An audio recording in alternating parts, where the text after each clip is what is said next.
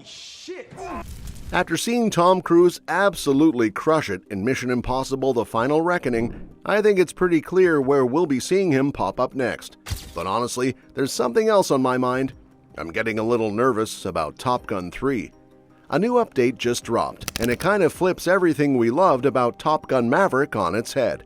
So, let's break down everything we know so far and talk it through. Here's the thing. Top Gun 3 already kind of has the perfect storyline, and if you paid close attention during Top Gun Maverick, you probably caught where it was headed. Now, Tom Cruise's career really took off in the 80s, but Top Gun in 1986 is what made him a full-on action legend. Even though the movie didn't get the warmest reception from critics at the time, it still managed to become the highest-grossing film of that year.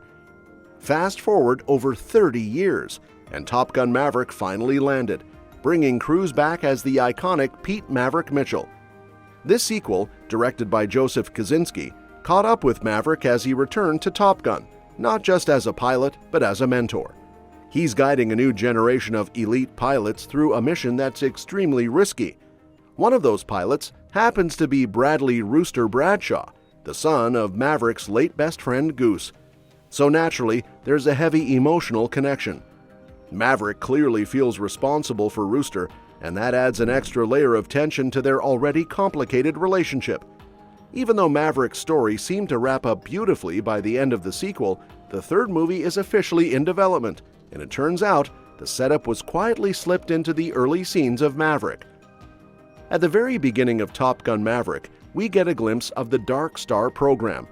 Pete is testing this hypersonic scramjet aircraft, which Rear Admiral Kane wants to shut down. His argument is that the program hasn't achieved the goal of Mach 10, and honestly, it's easy to see why he's skeptical. But this is Maverick we're talking about. He pushes the plane beyond its limits, reaches Mach 10, and of course, the prototype ends up destroyed. Kane isn't impressed. In fact, he reminds Pete that the future might not need pilots at all. He even tells him, rather coldly, that the future is coming and you're not in it. That one line could very well be the springboard for Top Gun 3.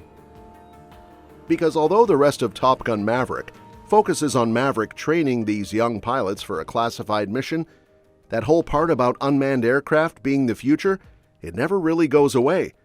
So for Top Gun 3, it makes total sense to return to that idea. It's not hard to imagine a future where Pete, Rooster, Hangman, and the others are suddenly fighting to prove that human pilots still matter, that they're not just obsolete compared to high-tech drones. And that's what could make the story so compelling, watching these pilots show that there are still things no machine can do. Now, Maverick's arc in the second movie was pretty complete. He reconnected with Penny, repaired his relationship with Rooster, and proved he still had what it takes as a pilot. So naturally, people are expecting Top Gun 3 to be where Pete finally retires. But there's an even better way to send him off. Let him save the entire Top Gun program. Think about it. Maverick has always been seen as reckless and hard to manage, but he's also one of the best to ever do it. Now that Iceman is gone, Pete's the last of that original crew. So imagine how powerful it would be if he were the one to fight for the future of manned flight, protecting not just his legacy, but the careers of all those young pilots he trained. He could still pass the torch to Rooster and step aside, but in a way that's meaningful and rooted in the heart of what Top Gun represents. It would carry more emotional weight than just sending him out on one more dangerous mission. What's interesting is that, according to Top Gun Maverick co-writer Christopher McQuarrie, coming up with the story for Top Gun 3 wasn't actually that hard. He spoke about it on the Happy, Sad, Confused podcast, and said the idea basically came to him and Aaron Kruger in one conversation. It just clicked.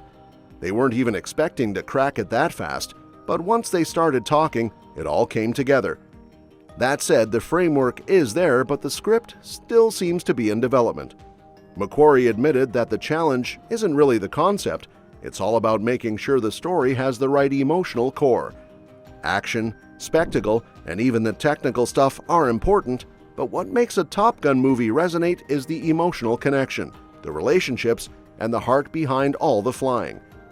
And this brings us to a bit of a concern.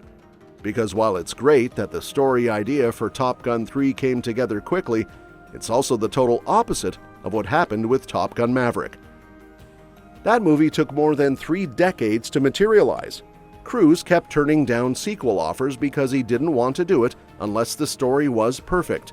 And when director Tony Scott passed away in 2012, things looked even more uncertain.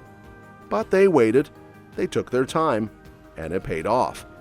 Maverick was a smash hit, not just because of the incredible flying sequences, but because of its emotional core, especially the complicated but heartfelt bond between Maverick and Rooster. It was so well done that it even snagged an Oscar nomination for Best Adapted Screenplay, which isn't something you see every day for an action film. So now, knowing that Top Gun 3 was cracked in a single brainstorming session, it makes you wonder, could it be a little too easy? Could the new movie end up feeling rushed or too safe, sticking too closely to a formula that worked last time instead of pushing the story forward? That's definitely a valid concern. But then again, we're talking about Christopher McQuarrie here, the same guy who helped write Top Gun Maverick and has been a major creative force behind the Mission Impossible series. He clearly understands what works for Cruise and what audiences want. So even though the development was fast, there's still good reason to trust the team behind it. At the end of the day, the most important thing is making sure Top Gun 3 has that same emotional punch. It can't just be fast planes and cool stunts. It has to mean something. If the third film really leans into the idea of man versus machine and gives Pete a final mission that's about protecting the soul of Top Gun itself, then it might not just live up to the legacy, it could actually be the most meaningful chapter in the whole story. So while there's a little reason to worry, there's also plenty of reason to be excited. As long as Cruise, McQuarrie, and the rest of the creative team stay focused on the emotion behind the action, Top Gun 3 has all the pieces in place to soar.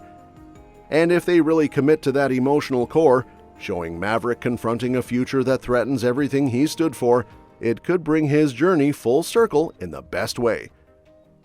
And that's that for today's video. Thanks for watching, and we will see you in the next one. Your suggestions for future videos are always welcome in the comments below. Don't forget to like, share, and subscribe to stay in the loop. And if you want, you can share your thoughts about this video in the comments.